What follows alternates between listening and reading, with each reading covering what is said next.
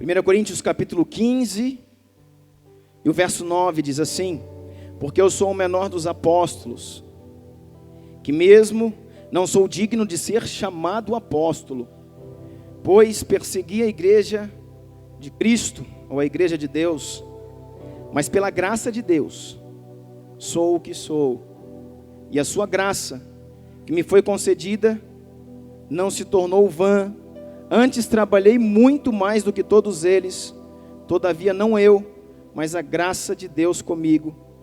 Portanto, seja eu ou sejam eles, assim pregamos e assim crestes.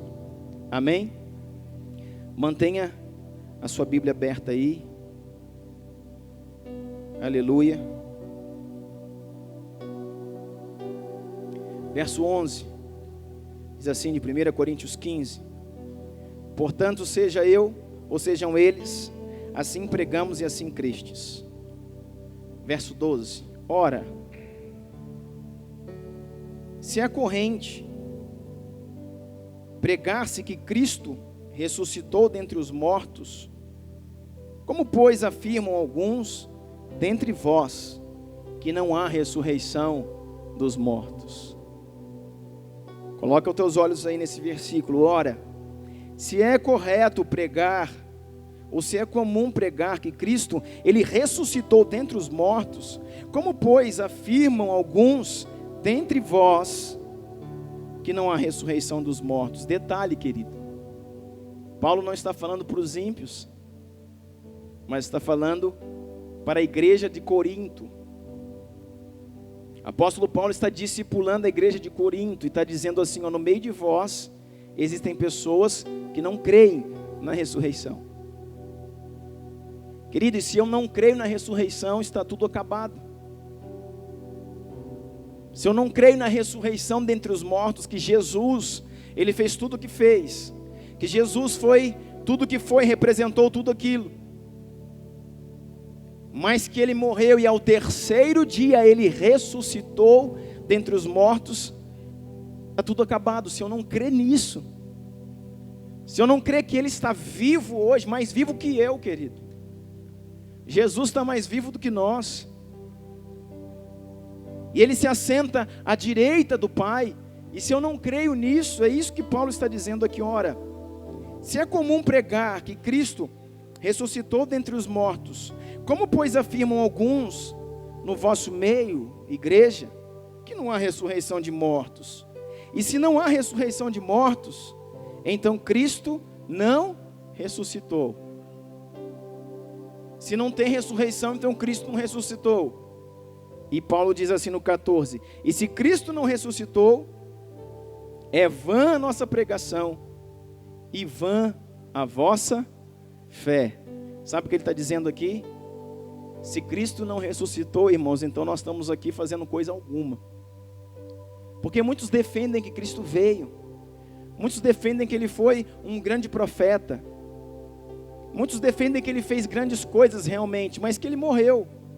E alguns filósofos, alguns até teólogos, defendem que Cristo ressuscitou apenas na cabeça dos apóstolos, que os apóstolos, eles se frustraram muito com Jesus. Olha que coisa, irmãos, eu já preguei sobre isso nas últimas 2 semanas, e é verdade, não é mentira. Os apóstolos se frustraram muito com Jesus, por isso que Judas vai lá e o trai pelas moedas de prata. Por isso que Pedro volta às antigas práticas, ele cai, ele desvia, volta para a sua antiga vida. Por isso que aqueles que iam no caminho de Emaús, lembra que falamos sobre isso aqui? Numa palavra que está ali chamada um reino interior. Os discípulos desciam no caminho de Emaús e eles perderam o foco. Porque o Senhor havia dito assim: olha, vocês devem ir, e depois da minha morte vocês devem permanecer em Jerusalém, reunidos ali, em constante oração, até que aconteça o que Jesus falou? Até o quê? Até que do alto vos seja liberado o Espírito Santo. Até que venha sobre vós o revestimento de poder. Me esperem em Jerusalém. Jerusalém é o foco de Deus. Jerusalém é a capital. Jerusalém é a menina dos olhos de Deus. Por isso que ele diz assim: quer ser próspero? Orai pela paz de Jerusalém. Quem faz isso aqui, querido? Quem ora constantemente por Jerusalém? Por isso que muitas vezes, querido, a gente não chega onde nós podemos chegar, porque não entendemos as verdades. O Senhor diz assim: quer prosperar? Orai pela paz de Jerusalém. Muitas vezes nós não oramos nem pela paz de Araguari, não oramos pela paz do Brasil, não oramos pela paz na nossa casa. Vamos orar pela paz de Jerusalém? Mas nós estamos aqui, querido, porque somos intercessores. E desde o início do ano nós estamos falando naquela mudança de ciclo e numa mudança de função. Que Deus fechou um tempo, que Deus fechou um ciclo, que Deus fechou um espaço no tempo. E quando Deus fechou um ciclo, Deus começou um outro ciclo. E quando começou esse outro ciclo, Deus liberou sobre nós uma nova função. E o Senhor tem chamado, querido, a muitos a sermos intercessores. A ser não somente não é um grupo, querido, é uma igreja que intercede. É uma igreja que ora. É uma igreja de joelhos calejados. É uma igreja que entende de guerra espiritual, de batalha em níveis espirituais. E os discípulos, em vez de ir para Jerusalém, onde Jesus havia mandado, eles estão descendo para Emaús, que o caminho é totalmente oposto. Jerusalém tinham que subir, Emaús eles estão descendo. E eles vêm conversando, Jesus se põe no meio deles, está lembrado? E Jesus vai conversando com eles e diz assim: por que vocês estão tão tristes? Por que vocês têm um semblante tão decepcionados? Por que vocês parecem tão desanimados? E eles dizem assim: tu não sabe o que aconteceu nos últimos dias? Jesus falou: não. Tu não sabe que aquele chamado Cristo, que vinha, que se apresentou como Messias, ele morreu? E Jesus falou: não. E era o próprio que estava no meio deles. Sabia que eu e você podemos caminhar com Jesus sem conhecê-lo? Podemos caminhar com Jesus sem conhecer a sua voz, sem sentir o seu perfume. Você sabe qual perfume que Jesus usa? Eu sei. Você sabe, irmão, o perfume que Jesus usa? Você sabe o cheiro que ele tem? Você precisa conhecer, para que quando você sinta esse cheiro, você saiba: é Ele, é Ele, é Ele. E você possa parar tudo que você está fazendo para poder reverenciá-lo. Amém?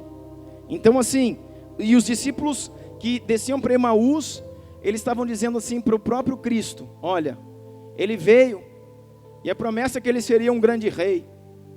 E nós pensávamos que Ele nos livraria das mãos dos romanos, mas não deu nada certo. E Jesus começa a ministrar com eles ensino, Bíblia. O Senhor pega ali a antiga aliança, pega ali os pergaminhos, os manuscritos, pega ali os profetas e começa a ministrar o que Isaías escreveu, o que Jeremias escreveu, o que fora falado a respeito dele. E aí que eles foram entender que o seu reino não é desse mundo. E quando seus olhos são liberados e eles percebem que aquele é Jesus, desaparece. Só que algo interessante que fica para mim, sabe o que é? Aí eles estão descendo para Emaús, mas agora eles retornam para Jerusalém. Retorno para o foco, retorno para a origem, retorno para onde o lugar e o tempo que Jesus nos quer. Amém? Então assim, muitos filósofos disseram isso, e de alguma forma, dizendo de uma forma correta, que os discípulos se frustraram com Jesus. Aí, para que essa frustração não fosse tão grande, Criaram algo para que Jesus ressuscitasse na mente deles, para que o fiasco não fosse tão grande, para que eles crescem nisso. Jesus ressuscitou na mente deles, mas Paulo está dizendo aqui, isso é mentira. Paulo está dizendo aqui, se Jesus não ressuscitou, não interessa o que ele fez na terra. Jesus pode ter curado, Jesus pode ter andado sobre as águas, Jesus pode ter ressuscitado mortos, pode ter curado cego, pode ter feito o que quer que seja feito. Paulo fala, se ele não ressuscitou dentre os mortos, o que eu prego é mentira, e toda a nossa fé é em vão. Por quê? Por que, Lucas? Tem 2 Lucas sentados juntos, vocês podem dividir aí a média. Por que a nossa fé é morta? Porque muitos vieram, querido, como ele veio. Muitos tiveram ensinos tremendos, como Maomé. Muitos tiveram ensinos tremendos, como Buda, como Confúcio e como uma série de outros. Muitos fizeram coisas sobrenaturais, guiados pelo Espírito que os movia. Mas todos estão, querido, a 7 palmos da terra. Todos aqueles chamados de profetas, todos aqueles que vieram antes do Cristo, ou depois dele, eles estão sepultados e bem sepultadinhos.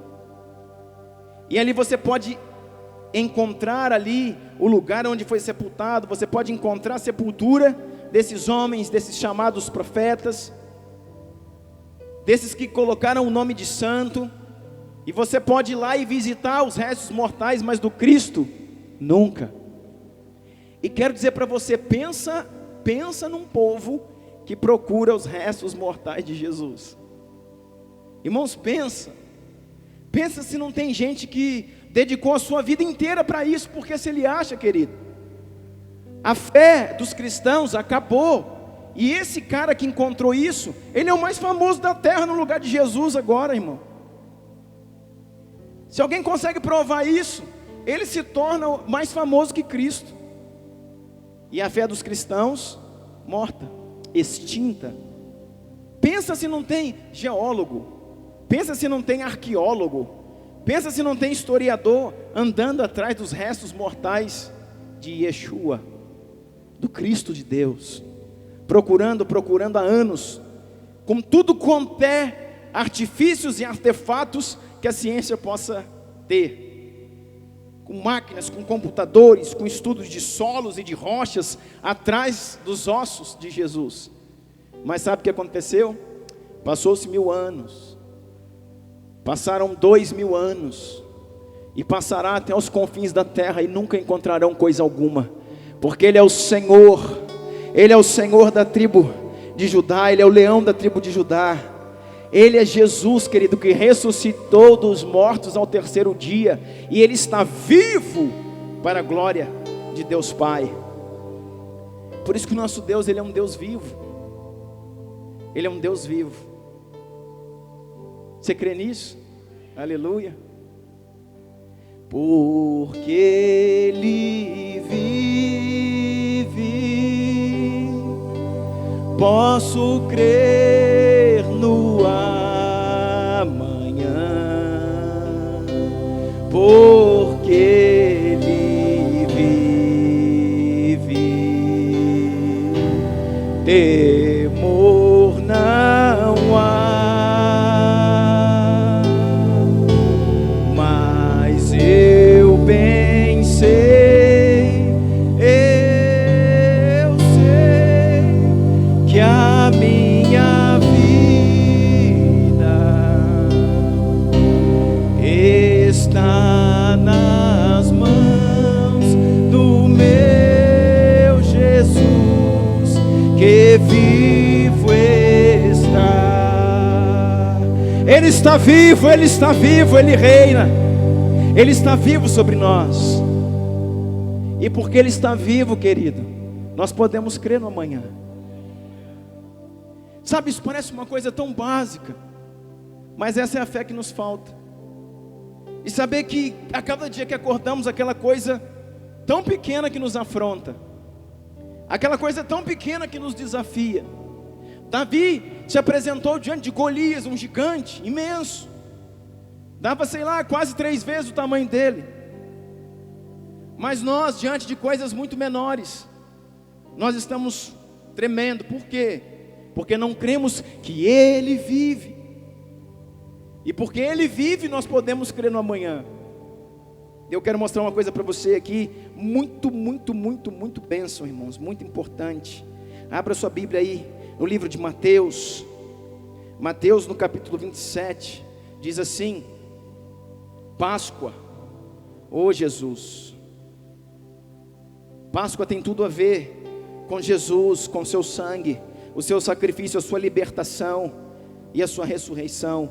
Mateus 27, acompanhe comigo, projeta para mim, Mateus 27, a partir do 38. 2 ladrões foram crucificados com ele, um à sua direita e outro à sua esquerda. Os que passavam lançavam-lhe insultos e balançavam a cabeça.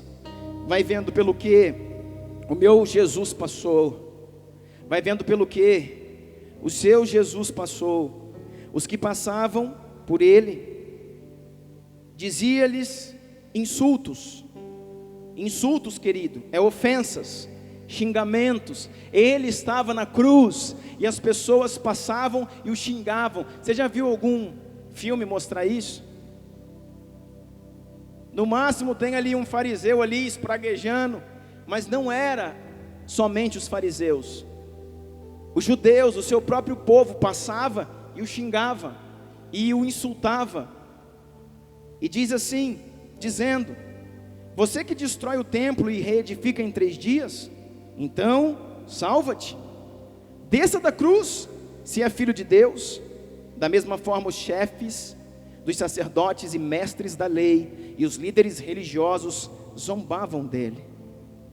Ele foi alvo de zombaria, dizendo: salvou os outros, mas não é capaz de salvar-se a si mesmo. É o rei de Israel. Desça agora da cruz e creremos nele. Ele confiou em Deus, que Deus o salve agora, se ele tem compaixão, pois disse: sou filho de Deus. Jesus. Igualmente insultavam os ladrões que haviam sido crucificados com ele. E houve trevas sobre toda a terra, ao meio-dia, às 3 horas da tarde, ponto. E eu quero estudar com você algumas coisinhas hoje. Verso 45 diz assim: e houve trevas sobre toda a terra, do meio-dia às 3 horas da tarde. Irmãos, você já viu ficar de noite? Você já viu anoitecer? Ah, pastor, eu já vi um eclipse. Você já viu anoitecer de meio-dia até 3 horas da tarde e ficar a escuridão total? Eu, nessa minha vida curta, ainda nunca vi, querido. Algo extraordinário estava acontecendo aqui, irmãos. Algo extraordinário estava acontecendo aqui. Ei, deixa eu te falar, Deus estava conectando o mundo físico e o mundo espiritual. Deus estava conectando a natureza ao mundo espiritual. Deus estava conectando os seres viventes com os seres espirituais. Por quê? Porque seu filho, Jesus, estava morrendo. Esse é o dia, irmãos, esse é o dia que o sol parou de brilhar. O astro-rei, aquela maior de todas as estrelas, o astro-rei, você já tentou olhar para o sol? Você consegue fazer isso? Num dia de sol bem aberto, tente olhar para o sol e contar até 10. Você certamente vai ficar cego. Faz o teste. Faz o teste. Fica cego, querido. Porque essa estrela, o sol, sabe o que está acontecendo aqui? Ele quis parar de brilhar. O sol reconhecia tanto a Jesus, aqueles que os homens não conheciam, aqueles que os homens passavam por ele e diziam: tu não é Deus, tu não é filho de Deus, desce daí, mentiroso, hipócrita. O povo xingando ele na cruz enquanto ele sofria. Mas o sol, querido, escondeu o seu rosto. Esse é o dia que o sol levantou os seus braços e escondeu o seu rosto. Esse é o dia que o sol parou de dar a luz, parou de iluminar, ficou escuro. E mais do que isso eu quero falar para você. Continue em Mateus, mas abra, nós vamos voltar para aí depois em João, capítulo 1. João capítulo 1, verso de 1 a 5 diz assim: no princípio era o verbo estava com Deus, e o verbo era Deus. No princípio era o verbo estava com Deus, o verbo era Deus. Ele estava no princípio com Deus. Quem que era o verbo? Deus. O que que é o verbo? O que que é o verbo? O que que é o verbo? Irmãos, no princípio era o verbo estava com Deus, e o verbo era Deus. A Bíblia já está falando, está dizendo aqui que o verbo era Deus. Então quem que é o verbo? Deus. Quem que é o verbo? Deus. Quem que é o verbo? Jesus, que é o mesmo de Deus e o mesmo do seu Espírito. Agora olha aqui, ele estava no princípio com Deus, todas as coisas foram feitas por ele, e sem ele nada do que foi feito se fez. O que que é o verbo? Jesus. Agora o que que é o verbo em português? O que que é um verbo? É uma ação. O verbo é uma coisa que define uma ação, não é isso? E diz assim, olha, ele estava com o Senhor lá no início, nele estava a vida, e a vida era... Em quem que estava a vida? Nele estava a vida estava em Jesus, e a vida era a luz de todos os homens, e a luz resplandece nas trevas, e as trevas não a compreenderam. Irmãos, escuta esse texto. Aqui diz que ele era o verbo, aqui diz que o verbo era ele, Jesus, e aqui diz que ele era a luz. Ele era a luz que ilumina todos os homens. Então por que está escurecendo agora na sua crucificação? Por que Jesus crucificado, ele está crucificado, e depois de algumas horas dele na cruz, a luz começa a se apagar? Porque Jesus está morrendo. As suas forças físicas naturais estão se esvaindo, ele está morrendo. Ele foi crucificado às 9 da manhã, e ele morreu às 15 horas, 3 da tarde. E tudo isso tem um simbolismo profético para nós. Às 9 horas da manhã, ele está chegando no lugar da crucificação, carregando o madeiro, carregando a cruz. Aí ele é colocado ali, por volta das 9. E de 9 até meio-dia, ele está esvaindo, perdendo as suas forças. E enquanto ele está perdendo as suas forças, a luz está se apagando. O sol decidiu esconder o seu rosto, e a luz do mundo, que ilumina todos os homens, está se apagando. E por isso todos os homens, de todas as nações, de toda a terra, de todos os lugares, de meio-dia até as 15, eles vão ficar em trevas. Por quê? Porque a luz que ilumina todos os homens se apagou. Gênesis capítulo 1 diz assim, olha, o que diz assim? O Senhor chega e diz assim: haja luz. O que é haja? Haja significa o quê? Haja significa o quê? Haja no português é o quê? Haja no português é o quê? Verbo. Quando o Senhor diz haja luz, haja, ele está liberando, haja. Deus Pai está dizendo haja, está liberando o verbo. Quem é o verbo? Jesus. Quando ele diz, haja luz, quem que é a luz? Jesus. E por isso que a palavra diz que tudo foi feito por ele, por meio dele e para ele, e sem ele, nada do que foi feito se faria. Por isso que o Senhor diz, tudo foi feito por ele, para ele, por meio dele, todas as coisas existem e subexistem em Jesus de Nazaré, o Cristo de Deus. Todas as coisas estão nele. Todas as coisas estão nele. E o Senhor diz, haja, verbo, luz. O verbo é Jesus, a luz também é Jesus. Haja luz e houve luz. E sabe o que diz em Gênesis capítulo 1? Que o Senhor deu o nome de dia àquela luz. Então eu quero dizer para você que o dia é Jesus, que a cada dia é Ele, que a cada dia é por Ele, que a cada dia é para Ele, que a cada dia é Ele, irmão. Ele é o dia.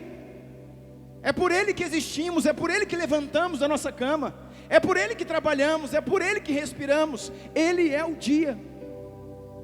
Mas não é o sol, pastor, que ilumina o dia. Não, é Jesus. Jesus foi criado no primeiro dia, o sol foi criado no quarto. Depois você vai ver, ler Gênesis capítulo 1. No quarto dia,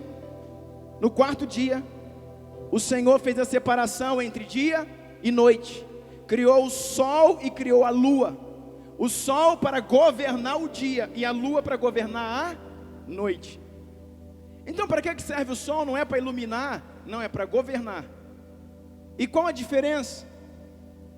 Quando está na hora da lua aparecer, quando está na hora de escurecer, o sol se esconde, e aí a lua aparece.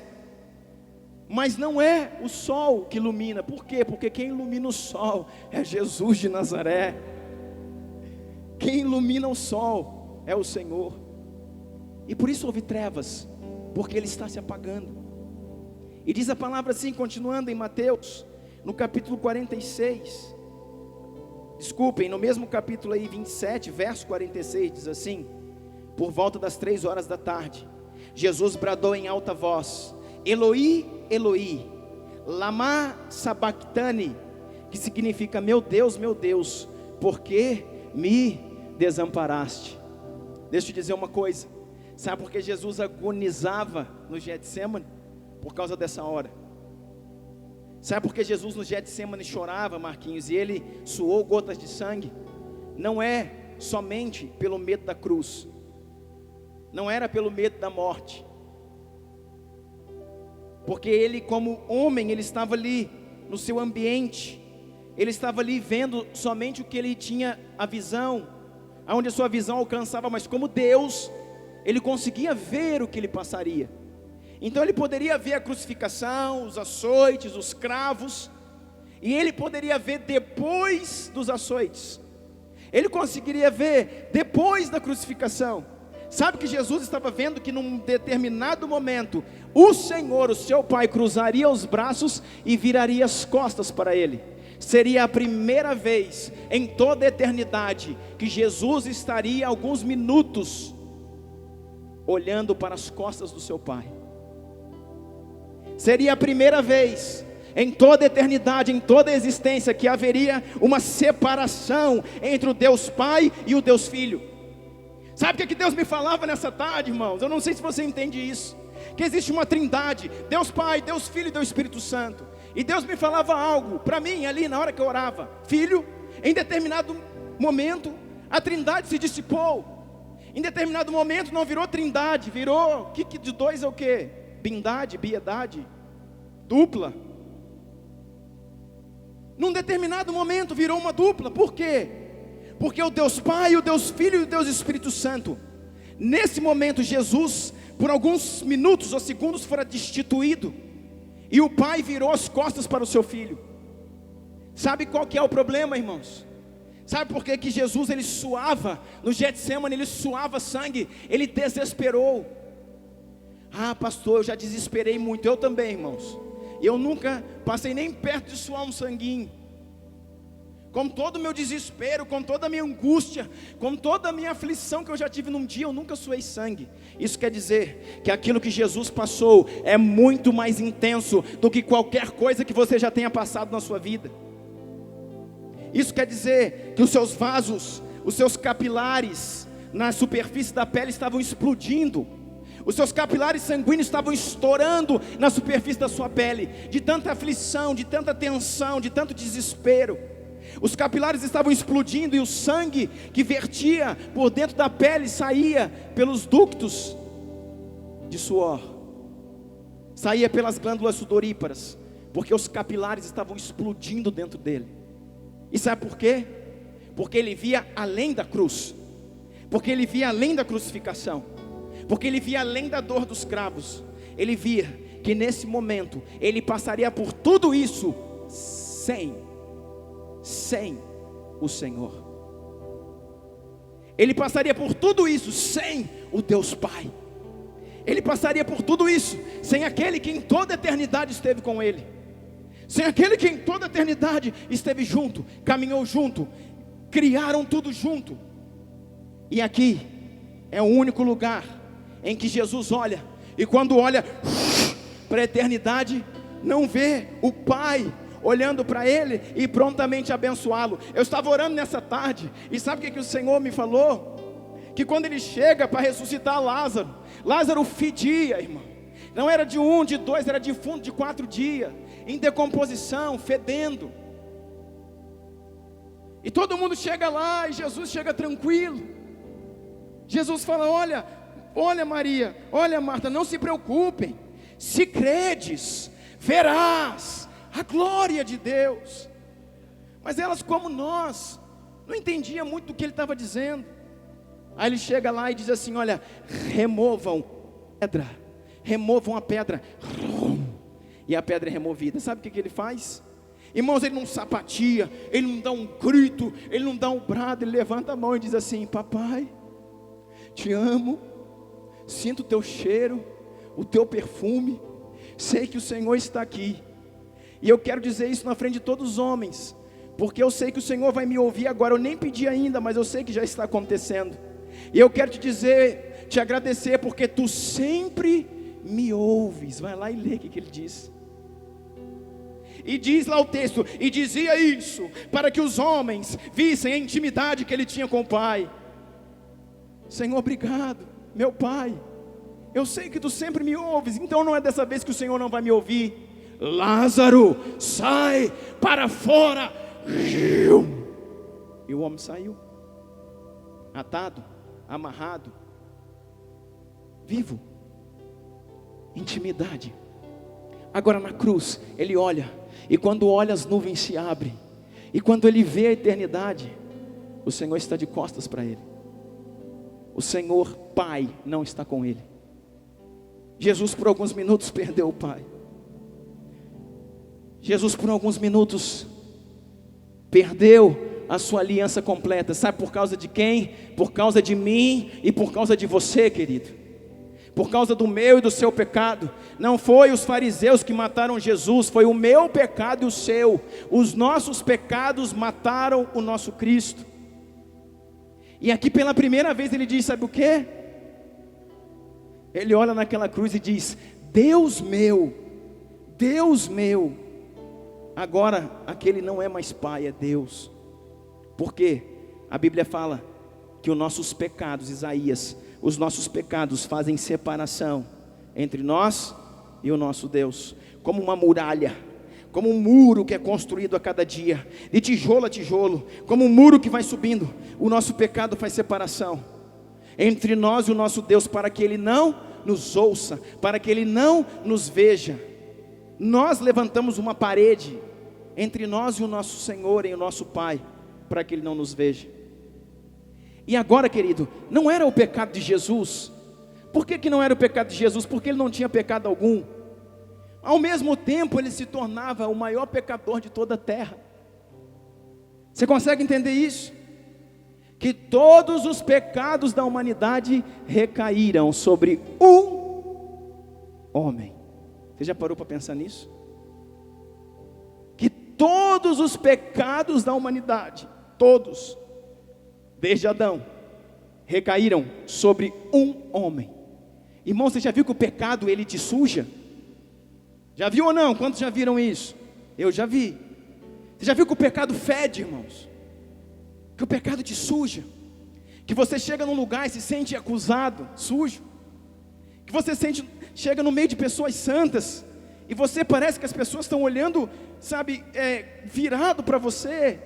As pessoas vêm e dizem: olha, pastor, eu não vou ficar na igreja, eu não vou ficar no louvor, eu não vou ficar aqui, não vou ficar ali, porque as pessoas me olham assim. Não, querido, não tem ninguém te olhando de outra forma. É porque o pecado que nós carregamos nos faz nos sentir acusados. É esse pecado que nos acusa, é esse pecado que nos fere, é esse pecado que fala que a gente é sujo, que a gente é incapaz. Você já viu que o pecado, ele causa doença, enfermidade? Que quanto mais você peca, a Bíblia fala que você vai atraindo enfermidades físicas, doenças. Diz que os ossos se secam.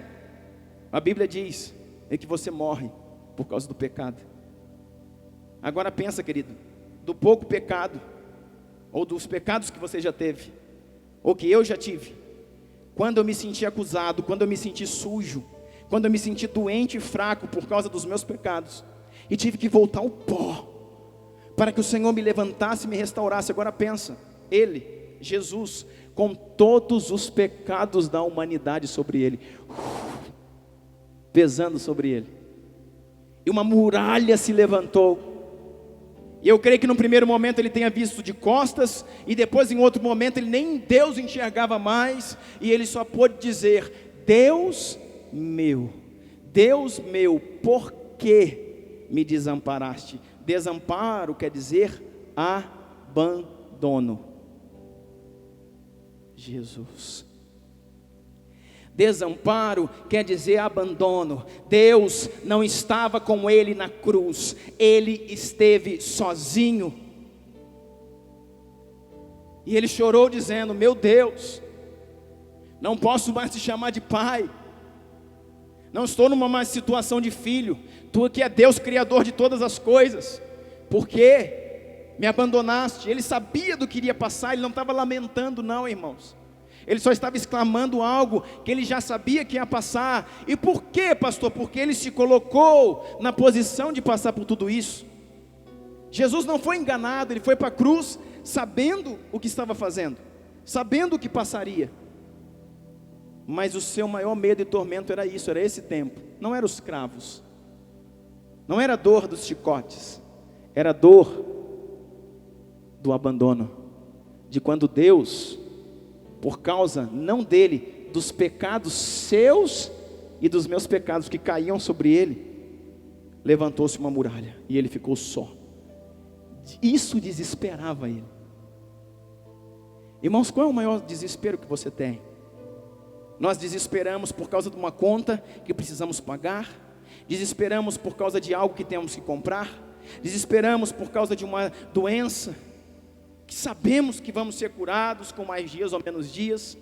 Mas o maior medo de Jesus foi o medo do abandono, foi o tempo que ele passaria desconectado de Deus. Esse deveria ser o maior medo, meu e seu, o nosso maior medo. Nunca, jamais, nenhum dia está desconectado da presença dele.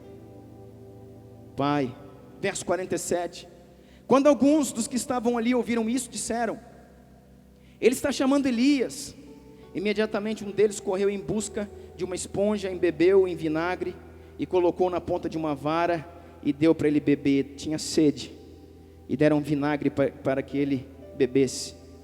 Mas outros disseram: deixe-no, vejam se Elias vem salvá-lo.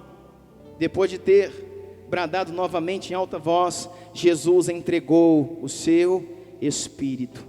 Naquele momento, agora olha o 51, naquele momento, o véu do santuário rasgou-se em duas partes, de alto a baixo. Você já viu que o véu se rasgou, não foi de baixo para o alto? Você viu que o véu se rasgou do alto para baixo. Por quê? Porque quem estava rasgando o véu? Deus. E o Senhor está onde? Num alto e sublime trono. As coisas vêm do alto para baixo, e nós precisamos buscar as coisas do alto para baixo.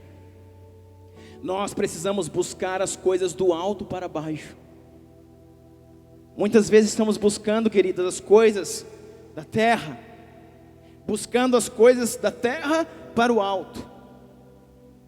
Nós estamos buscando tanto as coisas da terra, e assim, se Deus quiser, por sua misericórdia, no final de tudo, Ele nos dá salvação.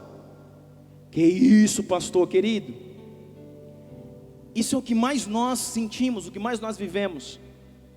Porque aquilo que nós buscamos, a coisa mais importante que buscamos nessa terra tinha que ser a salvação. Independente daquilo que vamos viver. Tá, eu quero viver bem, eu quero, você também. E nós vamos viver, é só você obedecer a palavra. Querido, mas lembra de Jó? Emílio pregava aqui ontem, falava sobre ele. Você lembra de Jó, da forma como ele foi tocado pelo diabo, com a permissão do Senhor, e ele continuou buscando salvação, continuou crendo, continuou esperando. O que eu busco nessa terra, irmão? Sabe, esses dias, uns dias desses para trás, meu pai já voltou para Jesus, glória a Deus, está firme com o Senhor.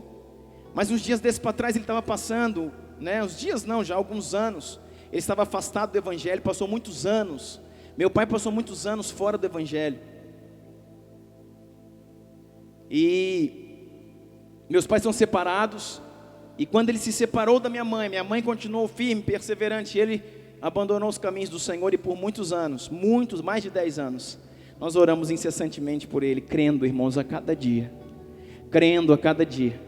e chegou um momento que Deus começou a moê-lo, chegou um momento que Deus começou a esmagá-lo, chegou um momento que por meios financeiros, de enfermidade, as coisas pareciam que estavam pretas, e nós desesperamos, eu como filho, conversei com meu irmão, conversei com a minha mãe, e minha mãe disse assim: filho, descansa, não é o tempo do teu pai, não é o tempo dele partir, é o tempo do Senhor trazer ele de volta. Ah, pastor, não creio não, problema seu, irmão, eu creio.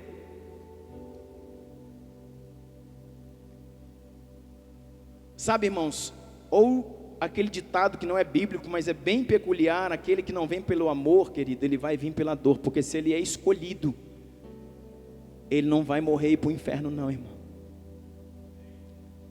O Senhor vai trazê-lo.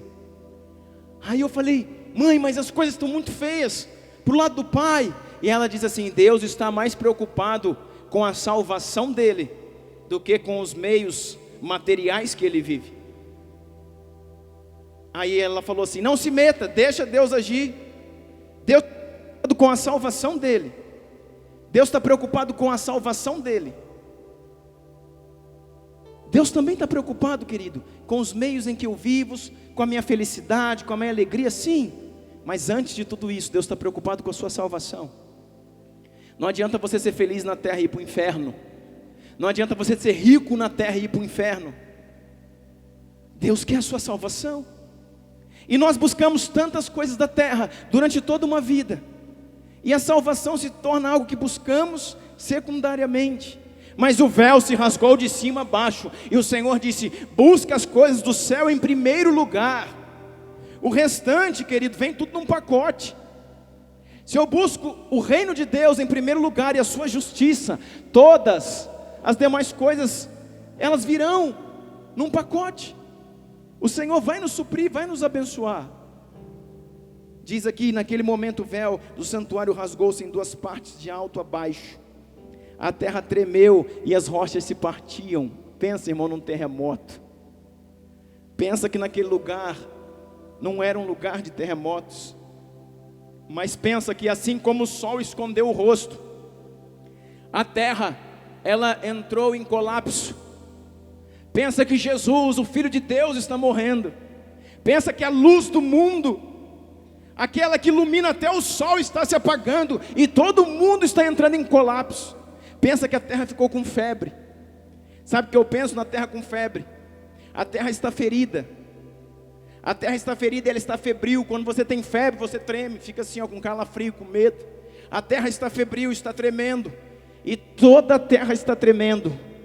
Aqui, olha, naquele momento, o véu do santuário se rasgou em duas partes, de alto a baixo. A terra tremeu e as rochas se partiram. Foi tão forte o tremor que rocha começou a despencar das montanhas. E eu creio que foi esse tremor de terra que abriu o véu. Sabe o que está acontecendo aqui? Isso está acontecendo exatamente às 15 horas, às 3 horas. Sabe o que a palavra diz? Que nesse tempo não existia mais o tabernáculo. Esse templo era o templo de Herodes. Herodes já havia feito um lugar com pátio exterior, com santo lugar, com santo dos santos, mas era um templo. Tabernáculo é uma cabana. Tabernáculo e a tenda de Davi eram como se fossem barracas, tendas. Mas o templo de Herodes era uma estrutura de pedra, de concreto, feita num lugar fixo. E diz aqui que no tempo do sacrifício, no momento do sacrifício, principalmente no domingo pascal, no domingo de Páscoa, o cordeiro era levado para o lugar do sacrifício às 9 horas da manhã. Está entendendo? Que horas que Jesus chega lá no Calvário e começa a crucificação? 9 horas da manhã. Exatamente na mesma hora em que Yeshua está chegando no Calvário. Exatamente no mesmo horário em que Jesus está chegando no ápice da sua crucificação. Exatamente no momento em que os cravos estão começando a transfixar as suas mãos, um cordeiro está sendo atado pelas patas e levado ao lugar do sacrifício. 9 da manhã, o cordeiro entrou em local de sacrifício. 9 da manhã, o cordeiro de Deus, que tira o pecado do mundo, chega no Calvário. Sabe o que acontece? Às 15 horas, depois de ao meio-dia, Jesus ia ter perdido as forças, e a luz do mundo parar de brilhar, escureceu tudo. Às 15 horas, ele morre. Quando ele morre, o tremor, a terra febril começa a tremer, as rochas começam a cair, o véu é rasgado.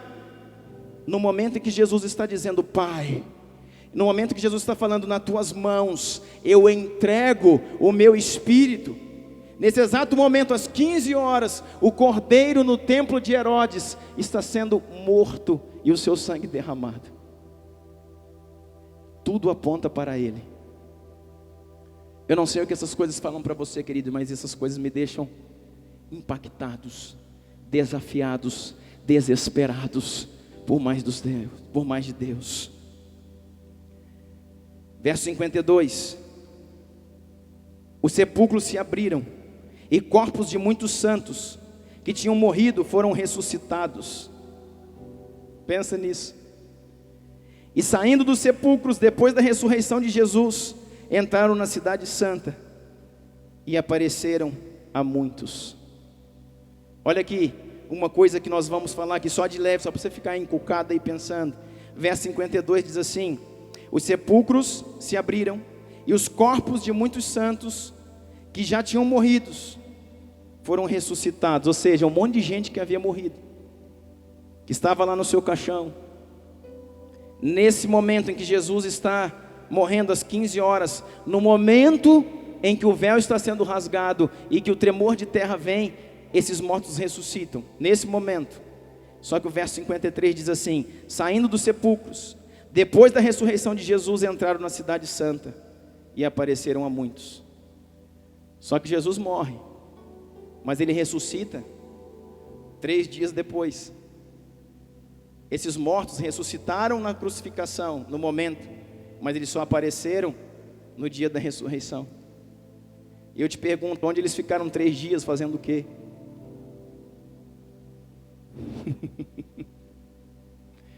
Eu te pergunto, você entendeu? Quer ler de novo? Os sepulcros se abriram e os corpos de muitos santos que tinham morrido foram ressuscitados. Que dia é isso? No momento, 15 horas, Jesus está expirando, abrindo mão, liberando o seu espírito.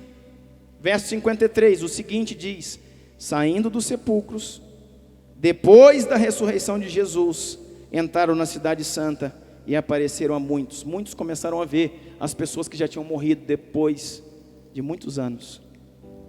Sabe o que se defende aqui? Os sepulcros eram como grutas fechadas. Assim como Jesus foi colocado numa gruta, numa rocha, e ficou lá dentro. Esses homens, eles acordaram do seu sono. Esses homens, eles levantaram da morte, ressuscitaram. Mas eles não saíram do sepulcro, eles ficaram ali, porque não era um caixão como hoje. Não era uma tumba debaixo da terra. Eles saíram, eles ressuscitaram, mas estavam nas grutas. E ali eles ficaram. Por quê, querido? Porque Jesus só ressuscitaria ao terceiro dia. E a palavra diz que Ele é a primícia dos que dormem. Jesus é o primeiro homem de toda a humanidade, em toda a terra, que morreu, que ressuscitou dentre os mortos e que apareceria para que alguém visse. O primeiro de todos eles.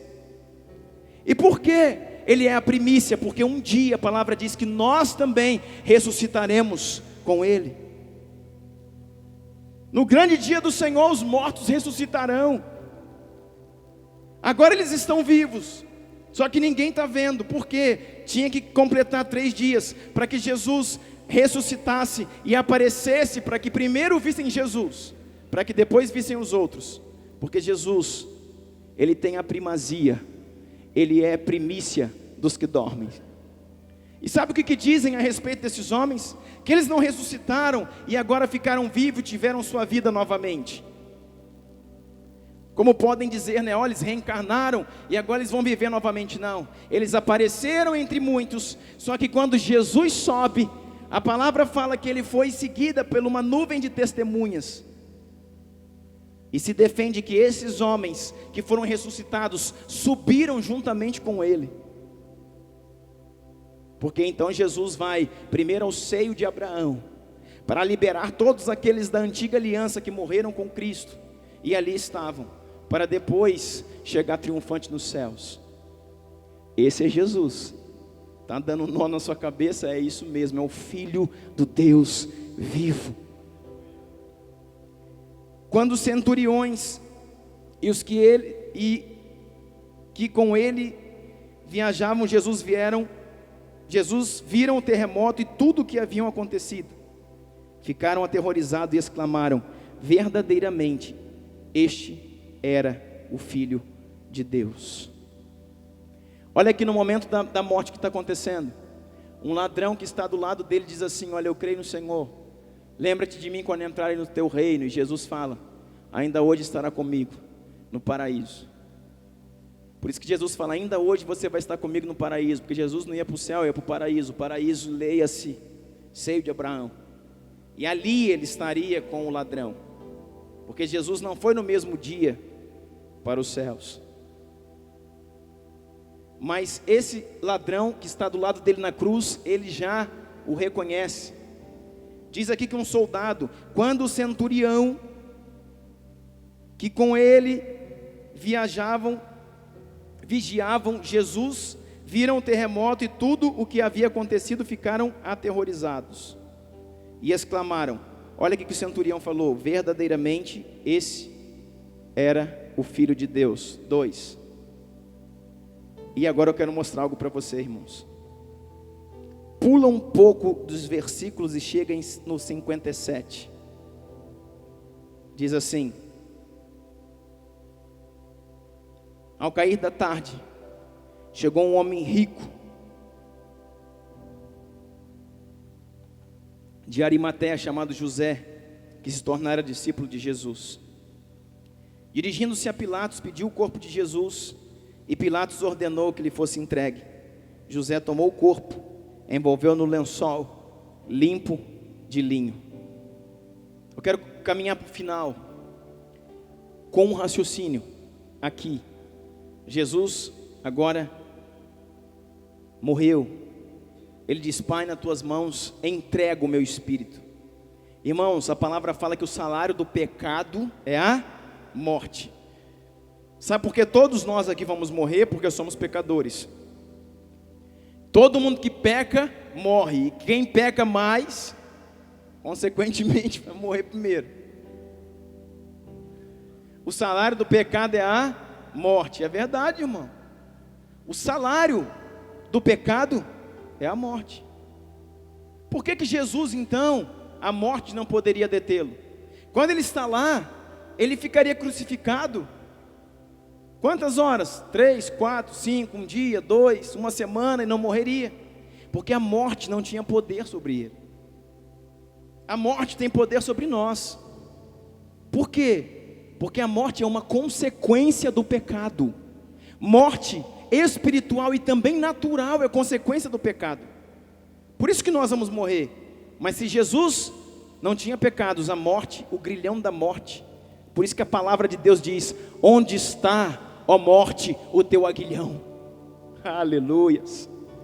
Aonde está, ó morte, o teu aguilhão? Jesus perguntava: qual é o poder que tu tens sobre mim? Porque ele não tinha pecados, e a morte não poderia ceifá-lo. Por isso ele diz: já que tu não consegue tirar minha vida, já que morte, tu não tem o teu aguilhão contra mim, eu digo: Pai, está consumado. Está dizendo consumado, está dizendo concluído. Na tua mão entrego o meu espírito. E aí ele vai. Sabe o que é consumado? Concluído. E sabe o que Jesus está te dizendo? Jesus não está dizendo assim: Pai, está consumado. Consumada a minha força, consumado, sabe, a minha respiração, consumada as minhas dores, eu não aguento mais. Não é isso que Jesus falou. Jesus está falando assim: Pai, está consumado a obra que me deste para fazer.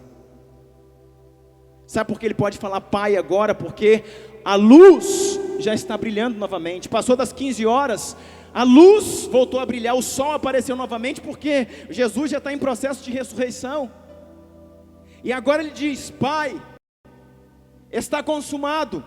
Está dizendo: a obra, o objetivo, a missão que me deste a cumprir está pronto. Eu cumpri até o fim, eu esgotei as possibilidades, eu fui até o final contigo, eu não parei em momento algum. Nas tuas mãos entrego o meu espírito. Aleluias. Sabe de quem Paulo diz? Lutei o bom combate, encerrei a carreira e guardei a fé dele, Cristo Jesus, Yeshua HaMashiach. Sabe quem Paulo está copiando? Jesus, que falou na cruz: está consumado. E Paulo diz: Jesus, está consumado. Concluí a minha carreira com base nele, no Cristo, porque a morte não poderia vencê-lo. Agora, querido, o processo já começa, o processo de ressurreição, que vai culminar ao terceiro dia. Mas Jesus antes vai ao inferno, Jesus vai fazer uma série de coisas. Mas ali tem um corpo, e é aqui que eu quero dizer para você, querido, eu preciso que você preste atenção no que eu vou te falar agora. Aqui tem um corpo, e quando o Senhor olha para Jesus, morto, às 3 horas da tarde ele está morto. Quem dos 3 que morreu primeiro? Tinha Jesus e 2 ladrões. Qual dos 3 morreu primeiro? Qual dos 3? Jesus. Por que Jesus morreu primeiro? Por que Jesus morreu primeiro? Esse é o nosso Deus, irmãos, é tremendo, e eu gosto de falar dele.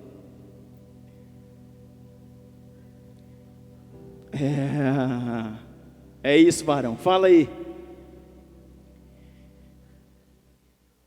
Sabe por que Cristo morre primeiro?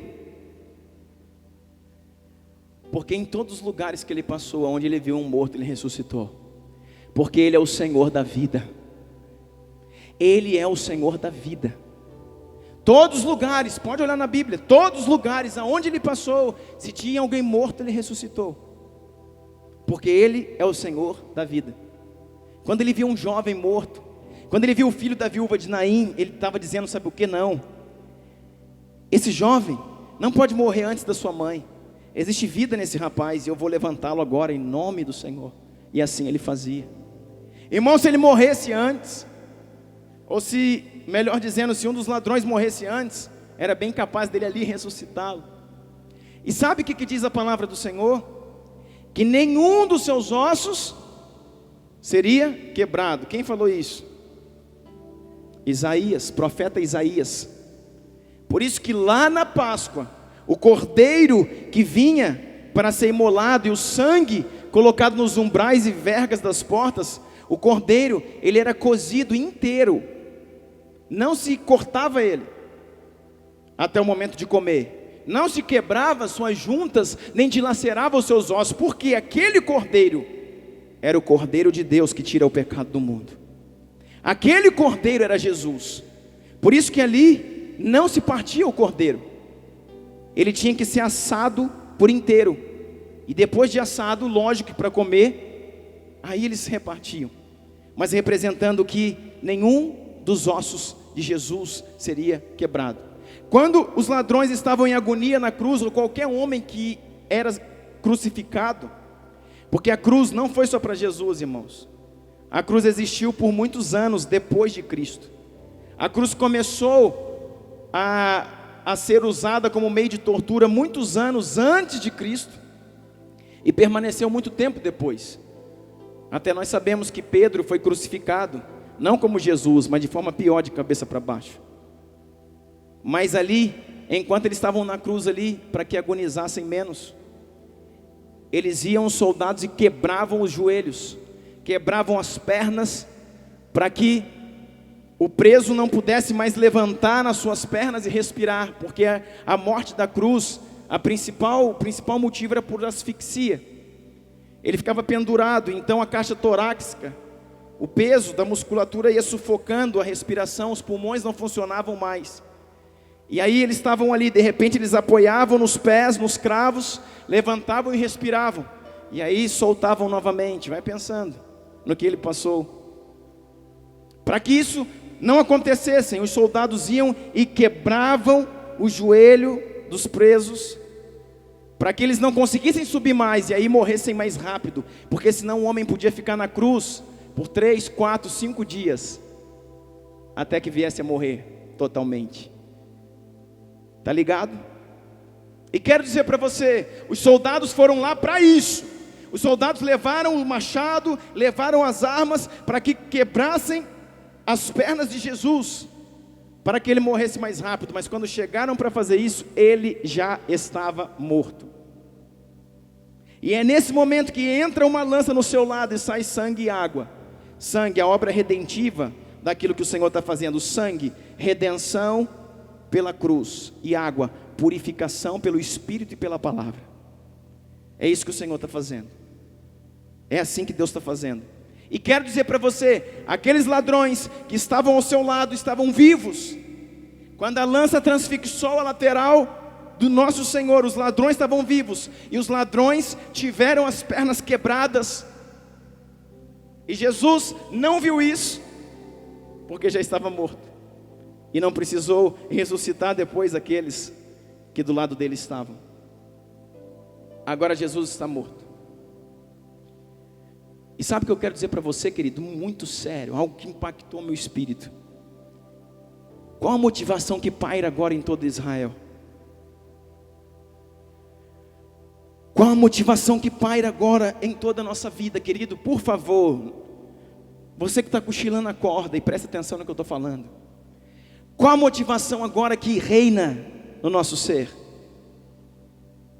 Como eu dizia aqui no início, quando nós começamos, se fosse descoberto que Jesus não ressuscitou dentre os mortos e foi encontrado os restos mortais de Jesus, o que sobraria para nós?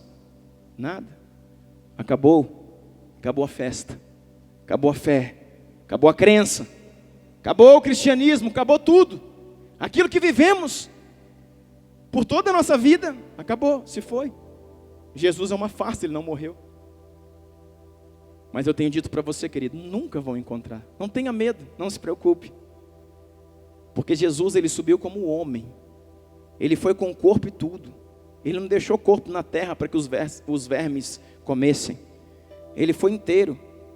Na Trindade existe um homem A Bíblia fala, já viu Jesus Cristo, homem, que se assenta à direita do Pai. Deixa eu dizer para você uma coisa, mas eu quero dizer os discípulos daquele tempo. A gente gosta de julgar e falar, se eu estivesse lá, o Mário estivesse lá. Agora, Jesus morreu na nossa frente. Crucificaram, abriram o seu lado, está ali, ó. Está lá. Deixa ele na cruz apodrecendo, porque muitos dos que morriam na cruz ficavam lá para que os bichos, os pássaros comessem. O que faz de Jesus chamado o Cristo? O que os discípulos agora pensam? O nosso mestre, o Messias de Deus, o ungido do Senhor, ele está morto. Messias, Cristo, significa enviado, ungido de Deus, morreu. E agora? Irmãos, quantos de nós aqui creríamos que ele ressuscitaria verdadeiramente ao terceiro dia? Quantos de nós aqui, se Jesus fosse vivo hoje e tivesse sido crucificado, hoje é domingo de Páscoa, já é ressurreição, mas se ele tivesse ressuscitado, tivesse crucificado hoje, quantos aqui iriam, saindo aqui ó, da crucificação de Cristo, iríamos embora confiante, ao terceiro dia ele está aí de volta? Quantos? Quantos? Quantos creríamos nisso? Como estaria a nossa motivação? Como estaria o nosso pensamento, a minha cabeça, irmãos? Eu que prego a palavra, que sou um pastor, você que é um adorador, você que é um intercessor, como estaria a sua cabeça? Eu fico pensando isso. Jesus morreu. É como se chegassem para você e dissessem, sabe aquele Jesus que você fala aí? Acabou, esquece, morreu. E agora, irmão? Que desespero, o que pensar? Aí você vê um dos discípulos, irmãos, porque se tinha alguém, querido, se tinha alguém que tinha que crer nisso, eram os 12. Se tinha alguém que tinha que acreditar em tudo que Jesus falou, que viu, que comeu com ele, que dormiu com ele, eram seus discípulos, apóstolos. Aí você vê 2 descendo para Emaús, como eu falei aqui. Aí você vê Pedro, que era o mais afoito. Pedro, alguém como eu, está lembrado? Semana passada. Pedro, alguém que diz, eu vou contigo, eu faço, eu aconteço, vamos junto e tal. Você vê Pedro dizendo, largando tudo, indo pescar. Sabe o que eu creio, irmãos? Pedro pecou ali no momento em que ele negou a Jesus. Diz, eu não conheço, eu não conheço, eu não conheço. Ele pecou, sabe pelo quê? Por medo. Porque se ele dissesse, eu sou sim um seguidor de Cristo, ele seria na hora preso e levado para a prisão, sabia disso? Então não foi tão fácil assim, Pedro negou, será que você não negaria também, se fosse no caso dele? Pedro não negou, irmão, para Mariazinha da esquina. Pedro não negou para o amigo dele ali do lanche. Pedro negou para um grupo de soldados romanos, que vieram e disse, opa, te conheço, tu não me enganas, tu é um seguidor dele, tu fala como ele. Ele falou, de jeito nenhum, nunca vi, não conheço, não sei quem é, chape. E eu, querido, eu fico pensando, e eu? E você? Diante da ameaça. Sabe o que acontece? Pedro negou por medo. Mas depois, ele poderia ter se arrependido. Se ele cresce na ressurreição, escuta, é verdade ou não é? Se ele cresce na ressurreição, ele ia lá chorar, igual eu e você faz. Deus, estou desesperado. Deus, me ajuda. Estou acuado, Senhor. Não poderia ter feito isso. Mas sabe o que ele faz, irmão? Nada, ele pega as suas coisas, volta a pescar. Ele aborta o projeto de Deus na vida dele. Aborta. Tudo aquilo que era promessa, tudo aquilo que era para um homem de revelação, ele volta a essas antigas práticas. Sabe por quê? Porque não cria na ressurreição. E é isso que Paulo está falando para os coríntios, para a igreja de Corinto. Quando começamos a ler aqui, No meio de vós, existem pessoas que não creem na ressurreição. E se naquele tempo existia, hoje também existe. Tem gente aqui dentro que não crê na ressurreição. Não crê. Crê num Deus como está lá. Também não sei se está, não sei como é que funciona bem isso. Às vezes me abençoa, às vezes parece que não. Irmãos, Jesus está mais vivo que eu e você, querido. Jesus se assenta à destra do Pai e é seu advogado. Pensa num homem que julga bem, que intercede ao juiz. Mas o que eu pensaria, irmãos? Será que Paulo está falando à igreja de Coríntios à toa aquilo ali? Dizendo, não entendo vocês. Parece que vocês vivem como alguém que não crê na ressurreição dos mortos.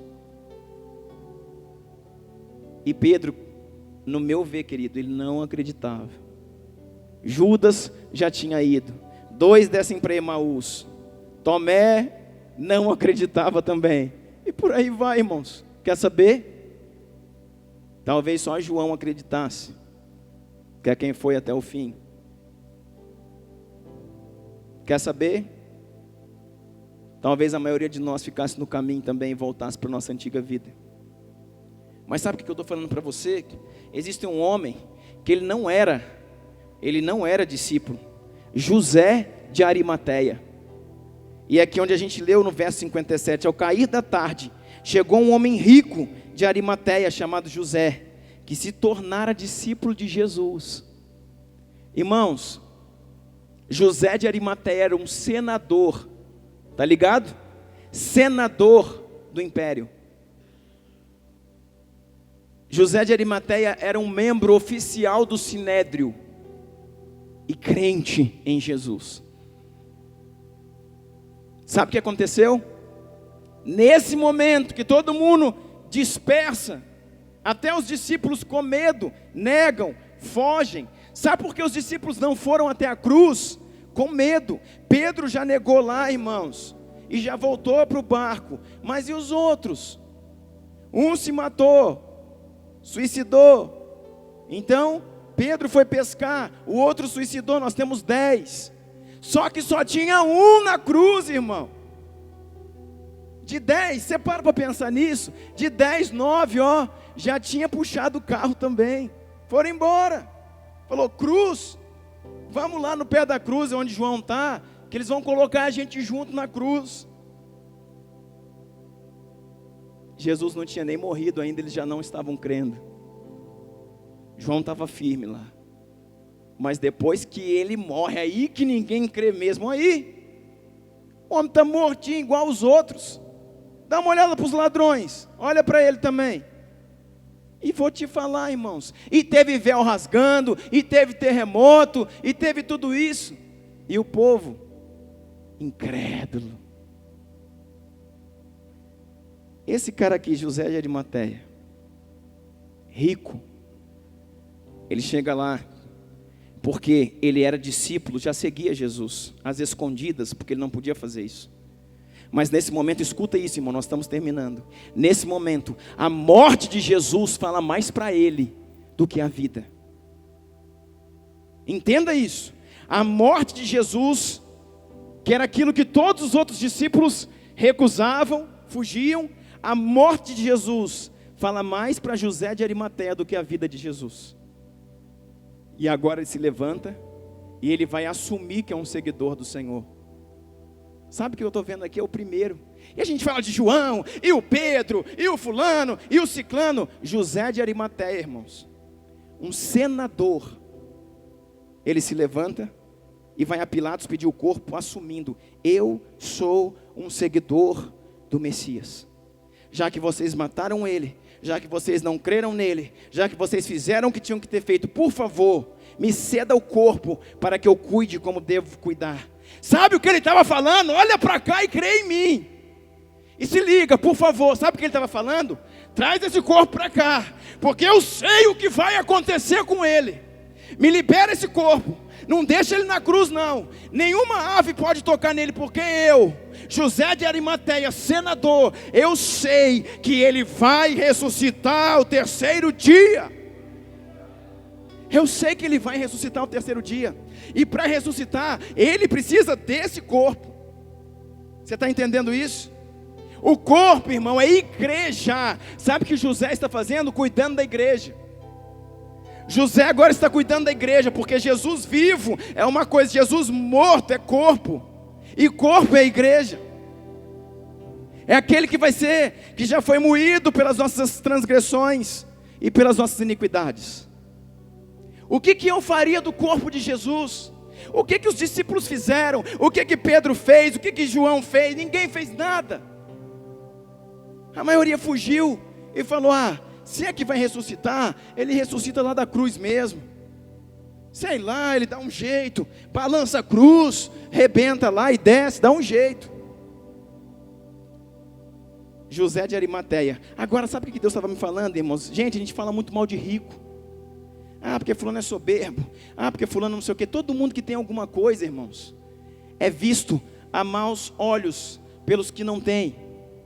Num primeiro momento, eu quero dizer para você, tem muita gente que tem posse, irmãos, e é humilde, homem de Deus, sincero, que crê no Senhor. E eu vou te falar uma coisa.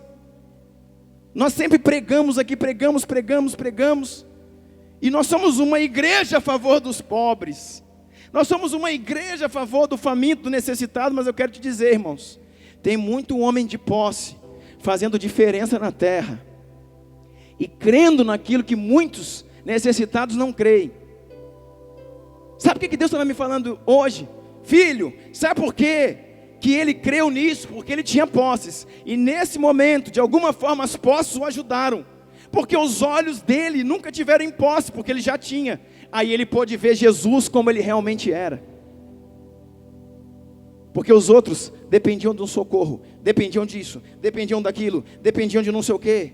E a gente tem que depender de Deus mesmo, irmãos. Mas isso impediu eles de ver quem era Jesus na sua essência. Eles só viram Jesus de socorro, Jesus que vem a mim, Jesus que faz para mim, Jesus que traz para mim. E José não. José era rico, não estava com seus olhos em coisas, porque coisas ele já tinha. E ele conseguiu ver a essência do Cristo. E ele vai lá e assume, e fala: Pilatos, me dá o corpo dele. Aí a palavra fala, dizendo sobre o mesmo texto. Aqui nós estamos lendo em Mateus, mas a palavra em João fala que Nicodemos também vai. Quem que era Nicodemos? Um dos principais dos judeus. Rico, importante. Ele era também um fariseu.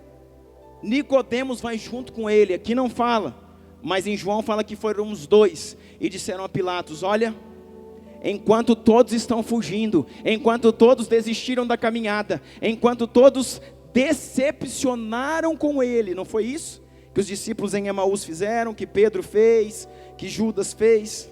Nós cremos nele. E nós queremos nos colocar e dizer que nós somos seguidores dele. E se agora tiver que morrer, nós morreremos por ele. É isso que eles estão falando, você entende isso? Nós nos escondemos até agora, Pilatos, porque era perseguido aqueles que criam em Jesus. Nós nos escondemos, nós já o seguimos às escondidas há muito tempo, porque cremos que ele realmente é Jesus, o Messias de Deus. Mas agora, a morte dele falou mais que a sua vida, e despertou algo em nós. Nós estamos prontos a morrer por ele. E nós queremos falar para você, governador da Judeia, queremos falar para você, Pôncio Pilatos: dá-nos o corpo dele. Se quiser nos matar, nos crucifica com ele. Se precisar pagar, nós pagamos por ele, mas nós queremos o corpo. Sabe o que Pilatos fez? Deu o corpo para ele. E sabe o que eles fizeram? Diz que Nicodemos pegou uma quantidade imensa de perfume, de mirra e de bálsamo, e ungiu todo o corpo de Jesus. Aquilo que Maria começou a fazer lá na casa de Simão, o ex-leproso. Lembra? Que quebrou o nardo e começou a derramar. E Jesus falou: olha, não julguem essa mulher, ela está fazendo isso para a minha sepultura, ela está ungindo o meu corpo. Sabe por quê, irmãos? Escuta aqui. Jesus, ele não tinha linhagem entre os judeus, linhagem de nome. Jesus foi crucificado como um bandido. Jesus foi crucificado como um malfeitor. Jesus não tinha dinheiro, irmãos. Ele seria colocado em qualquer lugar, se fosse colocado, porque nesse caso eu fui estudar, e na maioria das vezes deixavam-se o preso na cruz. Quando a família não ia retirar para botar em algum lugar, eles ficavam na cruz, até que os abutres comessem toda a sua carne e o seu corpo. Mas sabe o que Nicodemos e José de Arimateia fizeram? Deram uma lidazinha, o que a gente não faz, querido. Deram uma lidazinha nos pergaminhos, deram uma lidazinha nas escrituras. Sabe o que eles fizeram? Que aqueles discípulos de Emaús não fizeram. Desceram para Emaús, a gente achava isso, achava aquilo, que Jesus ia fazer, e Jesus ia acontecer, e Jesus está com eles, dizendo, vocês não sabem nada.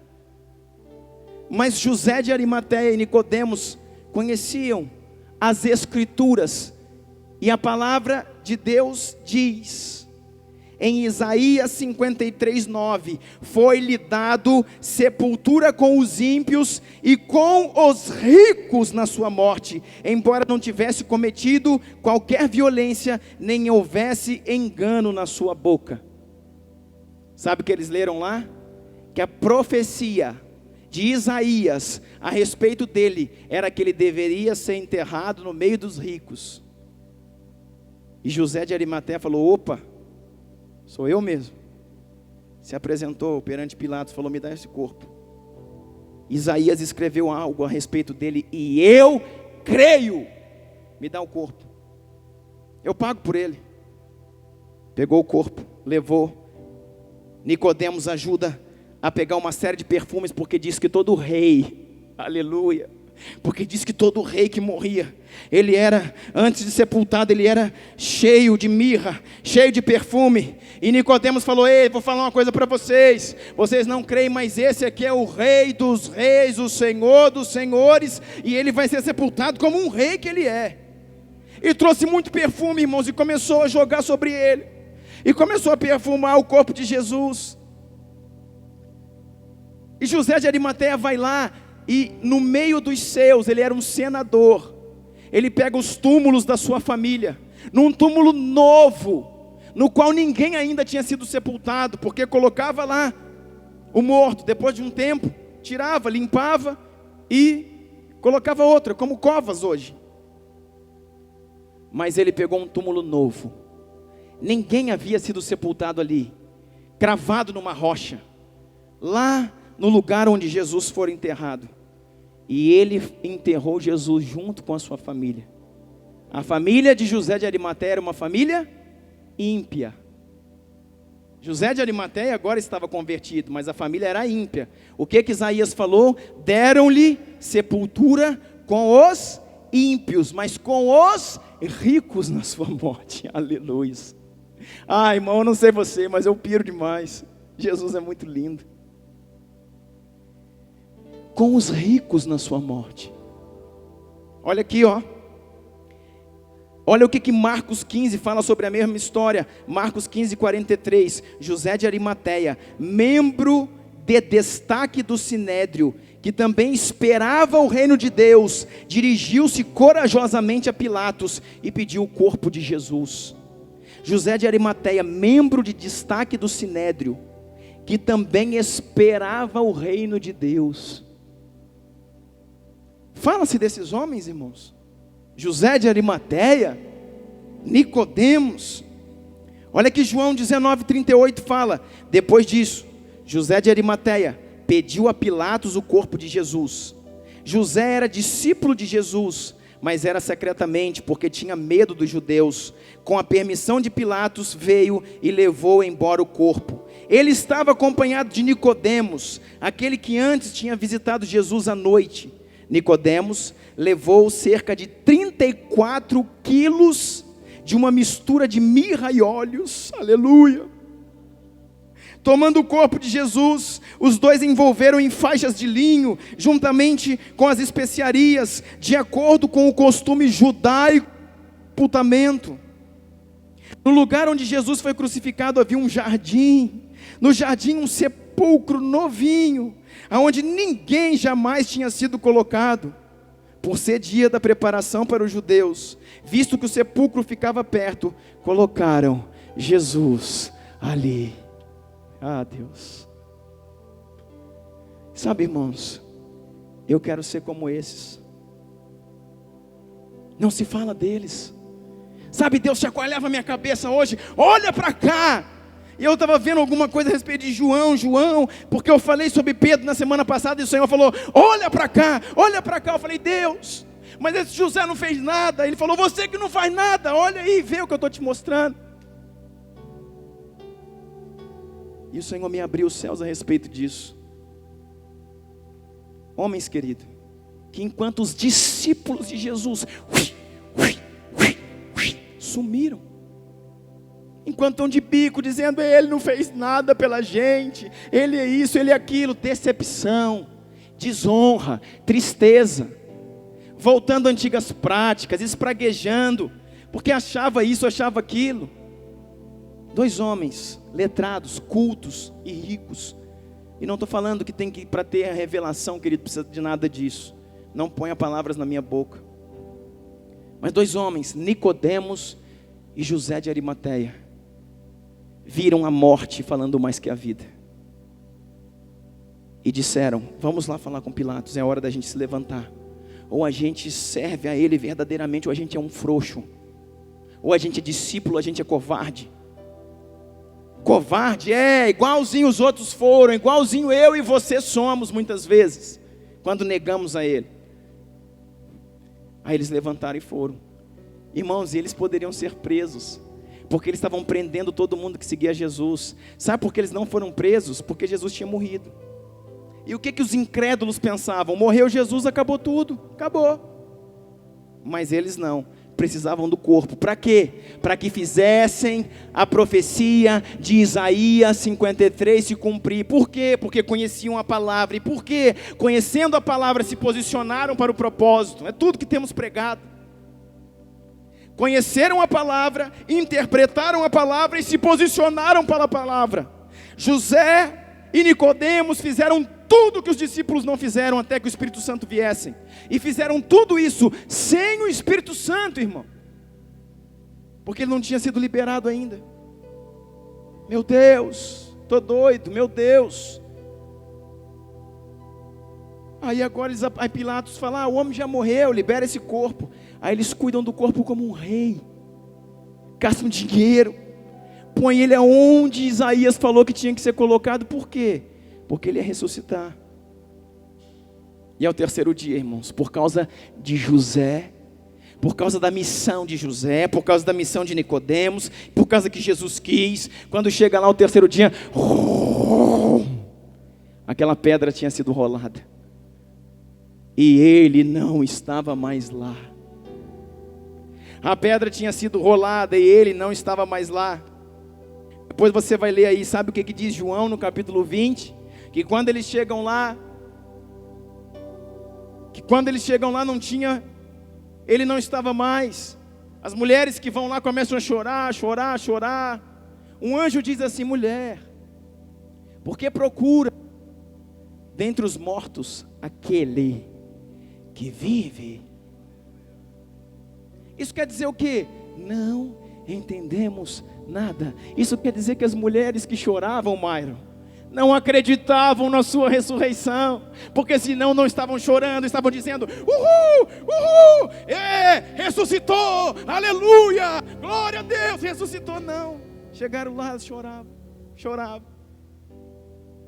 não acreditavam, seguiram a Jesus, no que Nicodemos e José acreditavam. Irmãos, eu vou falar uma coisa para você, você que está bem paçoca aí, eu quero falar uma coisa para você. Muitos estão vindo de fora, muitos estão chegando no meio da igreja, chegando e vão tomar, sabe, a frente do comboio. Tem muita gente chegando de fora, irmão, convertendo agora, fresquinho, que tem um ano de fé, que estava caído, que estava igual cachorro morto na rua. O Senhor está levantando um exército da última hora. Pessoas que estão crendo, que estão acreditando, estão tendo revelação e se posicionando. E você vai ver que tem muita gente no meio. É igual Paulo está falando para Coríntios: olha, vocês não creem. Jesus falou para os discípulos: vocês não creem. Mas José e Nicodemos, alguém que seguia de longe, já chegou crendo, já chegou fazendo, já chegou acontecendo. E aquelas pessoas que a gente levanta a mão para acusar, cuidado, irmão, que seu dedo pode cair. Cuidado, querido. Porque é isso que o Senhor vai fazer, irmãos. Vai trazer pessoas dos 4 cantos da terra para fazer. Vai trazer pessoas dos 4 cantos da terra, irmãos, para que mobilize a sua igreja no último tempo. Sabe aquela religião bem oca, bem seca, nossa, o fulano, o ciclano, e a disciplina, e não sei o quê, e não sei o quê. Sabe, irmão, muito disso. Claro que tem o que é sóbrio, o que é palavra, mas muito disso vai cair por terra. Porque muita gente vai se levantar, irmãos. Muita gente vai se levantar. Eu nunca falei desses homens. E a minha oração hoje é: Deus, me faça como José de Arimateia. A minha oração hoje é: Deus, Marabaquias Timanahas, me faça como Nicodemos, Pai. Me faça como homens que entendem e não amarelam na hora que precisam, que entendem e se posicionam, que não tem medo de perder a cabeça. Homens que estão prontos, porque creram. João capítulo 20 diz que as mulheres choravam. O anjo fala: mulher, não chora, meu Senhor morreu, teu Senhor já foi há muito tempo, já está vivo, para de chorar à toa. Aí diz que os discípulos vieram também. É muito linda essa história, irmãos. E encontram um lenço. Diz a palavra que quando levaram o corpo de Jesus para lá, eles envolveram a sua cabeça, o seu rosto num lenço. E quando eles chegam ali no local, eles veem Jesus deitado, eles veem todo o lençol que cobriu o seu corpo está embolado, mas o lenço está dobrado separadamente. Meu Deus, meu Jesus, eu te amo, Senhor. O lenço está dobrado separadamente. Existia um lenço, irmãos. Depois você vai ler João 20, que não tem tempo, você vai ver que alguém colocou lá. E quando ele ressuscita, ele levanta, tinha um lençol, o lençol embola aqui e ele sai. Mas esse lenço ele pega e dobra. Uma vez, 2 vezes, 3, dobrou e botou à parte. Diz que o lenço está sido colocado à parte. E sabe o que isso diz? Que em toda a refeição dos hebreus, toda a refeição, isso é cultura de Israel até hoje. Você está sentado e está comendo. Você está numa casa e tem serviçais que estão te servindo, empregados estão ali. Quando você levanta, se seu lenço está de qualquer jeito, você pega o lenço e joga, deixa o lenço em cima do prato ou jogado, para ir no banheiro, para ir atender o telefone, para ir fazer qualquer coisa. Se você se ausenta da mesa e o lenço ficou de qualquer jeito, os serviçais podem vir e recolher o seu prato. Os serviçais podem vir e recolher o seu copo, porque você encerrou, terminou o processo, não está mais se alimentando. Mas se você precisa levantar para atender o telefone, para fazer qualquer coisa, mas é uma saída temporária, escuta isso, é uma saída temporária. Você vai, mas você volta, você vai, mas você volta, você ainda não terminou de fazer o que estava fazendo. Aí você levanta e deixa o seu lenço dobrado do lado do prato. Quando o serviçal vem para tirar o prato e o copo, vê o lenço dobrado. Espera aí, ele não acabou, ele vai voltar. Ele não acabou, ele vai voltar. Ele não acabou, ele vai voltar. Aleluia! Sabe o que o lenço diz lá? Não acabou, Jesus foi, mas ele vai voltar. Ele diz: olha, o lenço está aí para que todos vejam. Eu vou voltar para que aonde eu esteja, estejais vós também. Eu vou preparar-vos lugar para que nas mansões celestiais, aonde eu moro, vocês possam morar juntamente comigo. Aleluia! Fica de pé, querido, em nome de Jesus. Louvado seja o nome do Senhor. Glória a Deus.